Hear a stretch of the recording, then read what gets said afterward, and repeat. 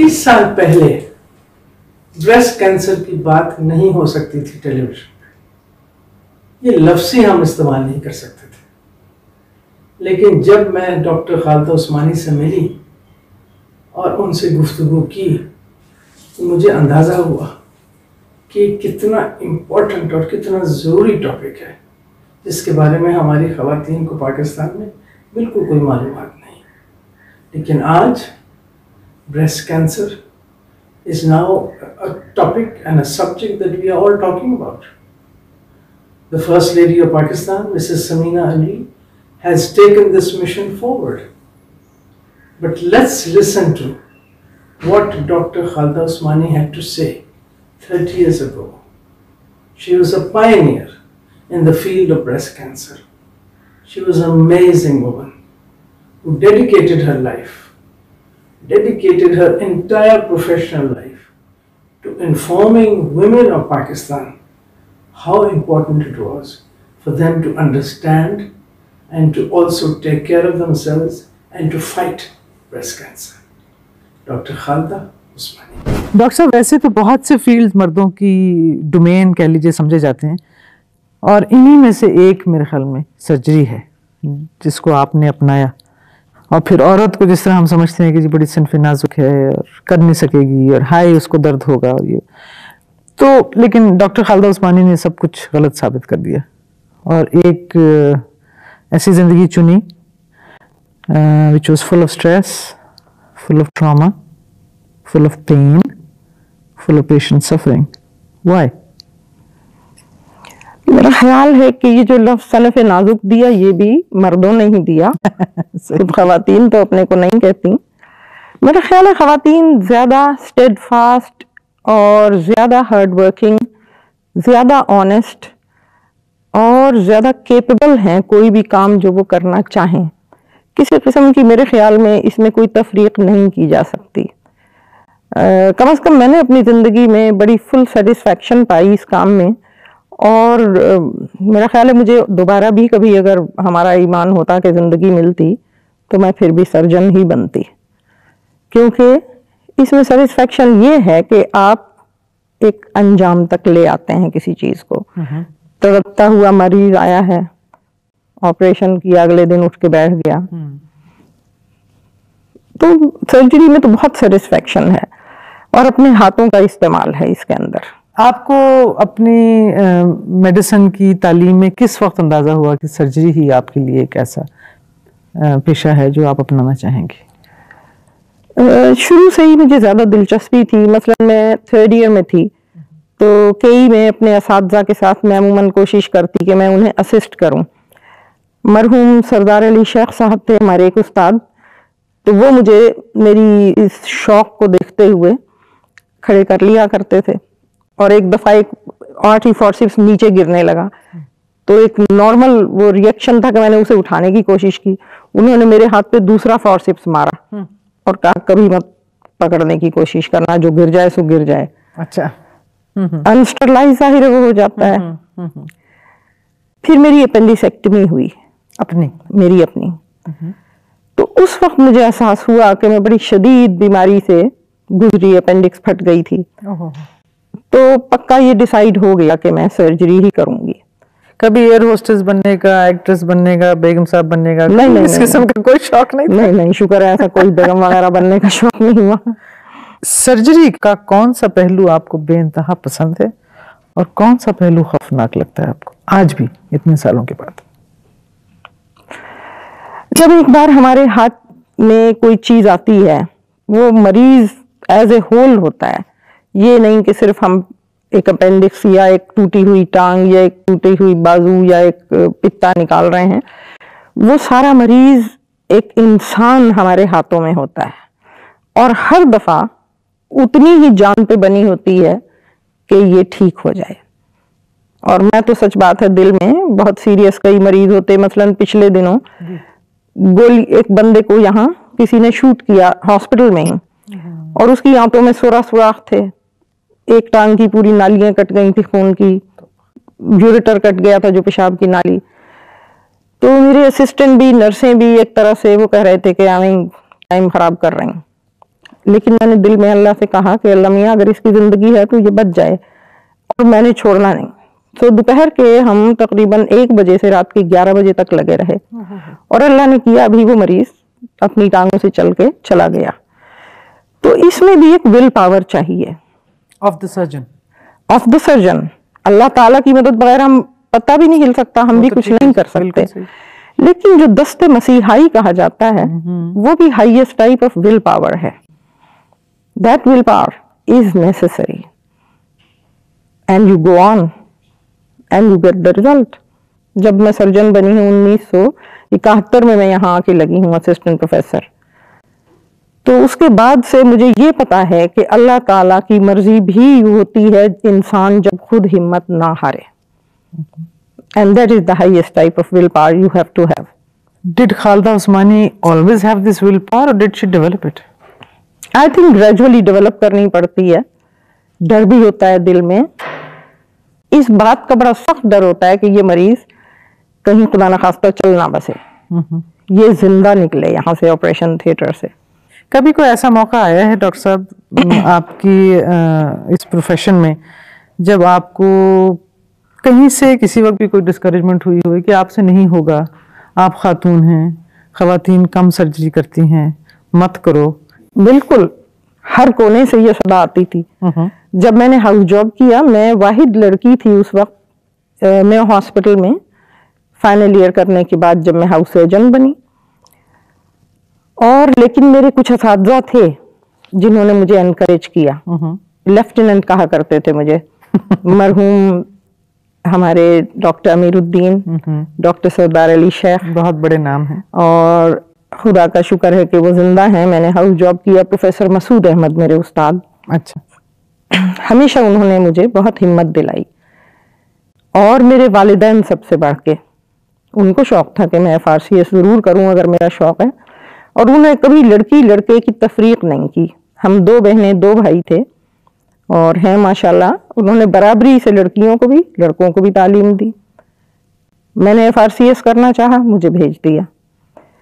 जब मैं अपीयर हुई पार्ट 1 में, तो मुझे बहुत डर था कि हार्डली 3% चांस है कि पास हों, तो मैं डर के मारे रिजल्ट सुनने नहीं जा रही थी। तो मेरे एक उस्ताद वहाँ लंदन में गए हुए थे किसी ऑपरेशन के लिए, वो मुझे पकड़ के ले गए कि हिम्मत करो और चल के सुनो रिजल्ट अपना। मैं गई तो पता चला मैं पास हो चुकी थी। लेकिन वो मौका ऐसा था कि अल्लाह ताला ने एक बहुत ज्यादा कीमती चीज मुझसे छीनी,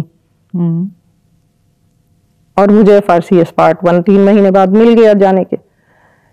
अगर जब मैं वो ना करती तो शायद मैं कभी सर्जन ना बन पाती। वो जो कहते हैं ना कि if a door closes somewhere a window opens. So that happened. I lost my mother during those days. लेकिन मुझे पता था कि उनकी बड़ी ख्वाहिश थी मैं सर्जन बनूं, और अल्लाह ने फिर बनवाया। आपने अपनी जिंदगी का मकसद कैंसर के खिलाफ एक कैंपेन बना ली है, एक जंग बना ली है, कभी लेक्चर, कभी मजमून, कभी सेमिनार्स वगैरह। Why cancer? What drew you to cancer?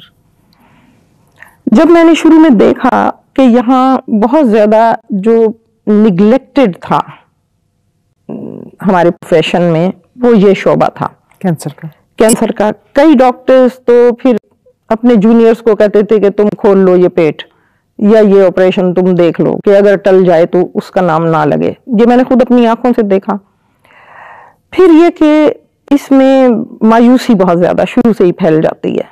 वो नाम सुन के दहशत भी, और डिप्रेशन, और मरीज भी और उसके अजीज भी, रफ़क़ा सब मतलब मायूस हो जाते हैं कि खत्म हुआ। हालांकि ऐसी बात नहीं है, इलाज हो जाए तो अल्लाह के फजल से जिंदगी बढ़ जाती है। वैसे तो 1 मिनट का किसी को पता नहीं है, अभी सड़क पे जा रहे और खत्म। सही।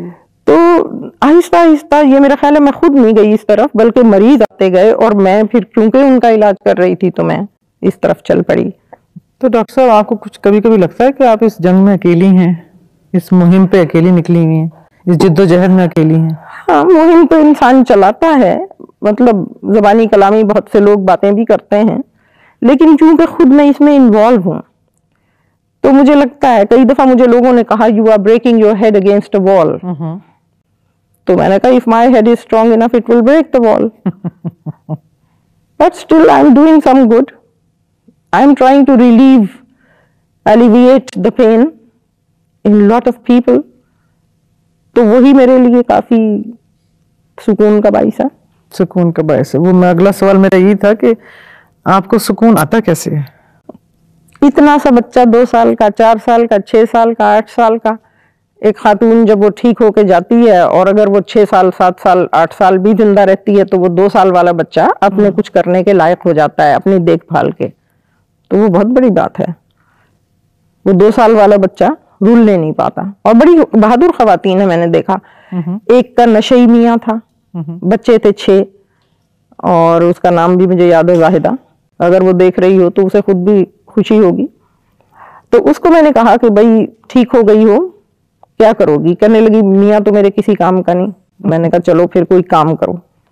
We got her a job and she is working माशाल्लाह for the last 6 years with her 6 children going to school. बड़ा फर्क पड़ता है। डॉक्टर साहब आपकी 2 बेटियां हैं, आपने जिक्र भी किया माशाल्लाह, and you are a single mother. तो ये हाउ डू यू कोप?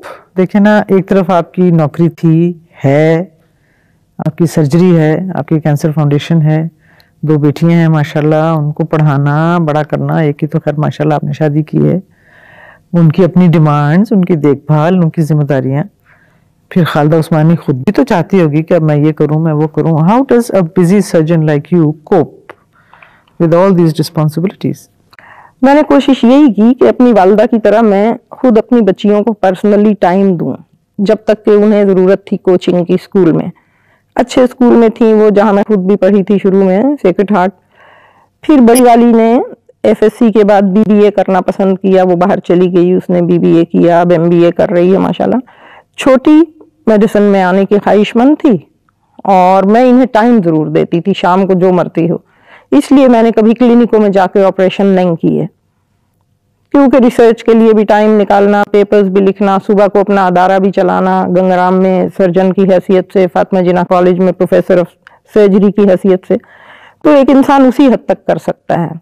तो कोशिश तो मेरी यही हुई कि इन्हें तवज्जो दूं। छोटी वाली जो है वो जरा ज्यादा डिमांडिंग है और वो हमेशा कहती थी अम्मी इस कैंसर रिसर्च फाउंडेशन को थोड़ी देर छोड़ दें, अच्छा, मुझे तवज्जो दें, मुझे अभी लिबर्टी लेके जाएं, वैरायटी बुक से नई किताबें खरीदनी चाहिए, फौरन चाहिए। वो भी एक वोरेशियस रीडर है जो हम सारे ही हैं, तीनों के तीनों, हर किस्म का लिटरेचर पढ़ना। तो फिर उसके बाद उसको लगता है कि जैसे अम्मी को तवज्जो कम दे रही तो वो फौरन ज्यादा डिमांडिंग। तो दोनों बहनें मिलकर फिर मेरे खिलाफ महाज भी बना लेती थी। अच्छा। कई दफा मैं इरिटेट भी होती थी, मैं कहती थी निकल जाओ, मुझे थोड़ी देर रेस्ट करने दो, मैं भी अपनी किताब लेके लेट जाऊं, बजाय के हर वक्त तुम्हें मैं तवज्जो दूं। ऐसे आते थे कई लम्हे। हाँ बिल्कुल, थोड़ी बहुत ही लड़ाई बेटियों से होती थी कि भाई तुम भी जरा मुझे भी सांस लेने का मौका दो। वो कहती थी आपने खुद अपने ऊपर ये मुसल्लत किए हैं तमाम ये जिम्मेदारियां। तो उन दोनों को कुछ वो अपनी हसद किस्म का लगता था कई दफा। लेकिन अब छोटी बेटी ने जब मेडिकल अभी उसने ज्वाइन किया है, 3 महीने हुए, तो उसने कहा ठीक है जो आपका काम है वो मैं खुद आगे चलाऊंगी अगर आप नहीं पूरा कर सकी मिशन। तो मुझे बड़ी खुशी होती। बेटी का जुमला, आपने सब कुछ खुद अपने ऊपर मुसल्लत किया, is that true? Some of it is self imposed?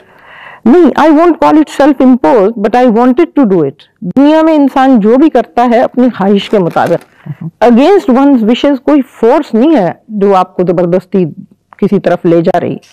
मेरा ख्याल है हम में से जो कोई भी जो कुछ करना चाहता है और जिस तरह रहना चाहता है, स्पेशली मेरे जैसा इंसान, आप जैसा इंसान, हम जो चाह रहे हैं हम वो कर रहे हैं।